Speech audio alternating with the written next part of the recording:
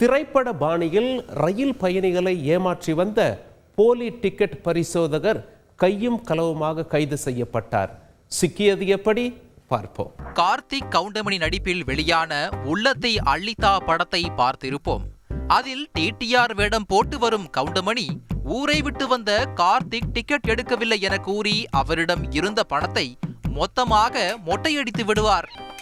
ஆனால் இதற்கெல்லாம் டஃப் கொடுக்கும் வகையில் உள்ளத்தை அள்ளித்தா பாணியில் உண்மை சம்பவம் திருச்சியில் நடந்துள்ளது. அந்தியோதயா அதிவிரைவு ரயில் வழக்கம் போல் புறப்பட்டது தாம்பரத்தில் இருந்து நாகர்கோவில் நோக்கி. காலை சரியாக 6:10க்கு திருச்சியில் நிற்க டிடிஆர் உடையில் டிப் டாப்பாக ரயிலில் ஏறியுள்ளார் இந்த ஆசாமி. ஒவ்வொரு இருக்கையாக சென்று டிக்கெட் டிக்கெட் என கரார் குரலில் மிரட்டி கொண்டிருந்த இவரிடம் பயந்து பயந்து டிக்கெட்டை நீட்டி தங்கள் நேர்மையை நிரூபித்துக் கொண்டிருந்தனர் பயணிகள். மற்ற பயணிகளைப் போலவே சரவண செல்வியிடமும் டிக்கெட் கேட்டுள்ளார் இந்த ஸ்ட்ரிக்ட் ஆபீசர். ஆள் பார்க்க புதுசா இருக்கீங்களே, எந்த ரயில்வே கோட்டம் சார் நீங்க என சரவண செல்வி கேள்வி கேட்க மதுரை என கெத்தாக பதில் கூறியுள்ளார் போலி டிடிஆர். தவளை தன் வாயால் கெட்டுவிட்டது. ஆம், சரவண செல்வி மதுரை கோட்டத்தின் தலைமை பயணச்சீட்டு ஆய்வாளர் என்பதை அந்த ஆசாமி அறிந்திருக்கவில்லை பாவம்.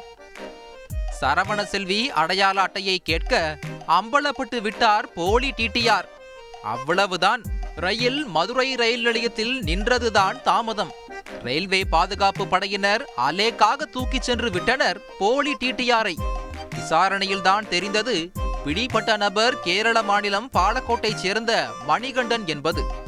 போலி டிடிஆரின் தில்லாலங்கடி வேலைகளை கண்டுபிடிக்க தீவிர விசாரணை தொடர்கிறது.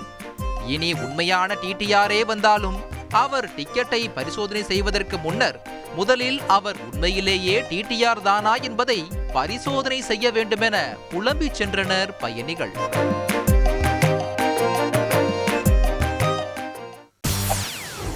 செய்திகளை உடனுக்குடன் தெரிந்து கொள்ள உடனே சப்ஸ்கிரைப் பண்ணுங்க.